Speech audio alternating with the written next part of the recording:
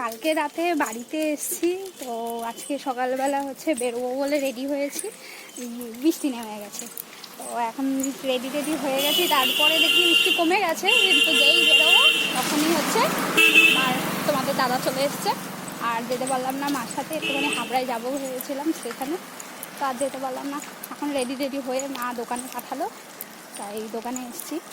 ধোকা করবে, আজকে তো শনিবার, তো ধোকা করবে, তাই দোকানেতে এসেছি। তো দেখো তোমরা,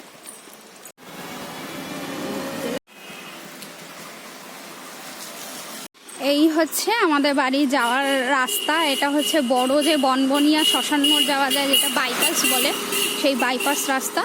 আর এই যে বাইপাসের রাস্তার পাশ দিয়ে এই গলি দিয়ে গেলে আমাদের বাড়ি যাওয়া যায় একদম। এইগুলো হচ্ছে না তেঁতুল লজেন্স, আমাদের এইখানের দোকানেই একমাত্র পাওয়া যায়। সোদপুরে অনেক খুঁজেছি কিন্তু নাই।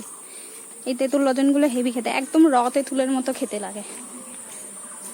এই হচ্ছে আমাদের রাস্তা। এইগুলো না আমার বিয়ের পরে এই রাস্তাগুলো হয়েছে। আমরা যখন এসেছি এই সব জায়গায় এত বাড়িঘর ছিল না, এই বাড়িঘর হচ্ছে সব নতুন হয়েছে, বিয়ের পরে সব হয়েছে। ওই যে আমার বাবা আর পাপান চলে এসছে আমাকে নিতে।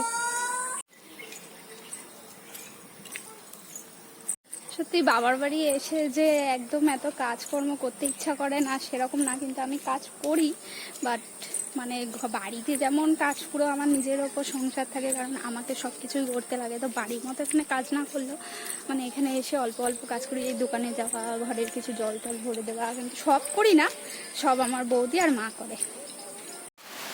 আবার বৃষ্টি এসছে।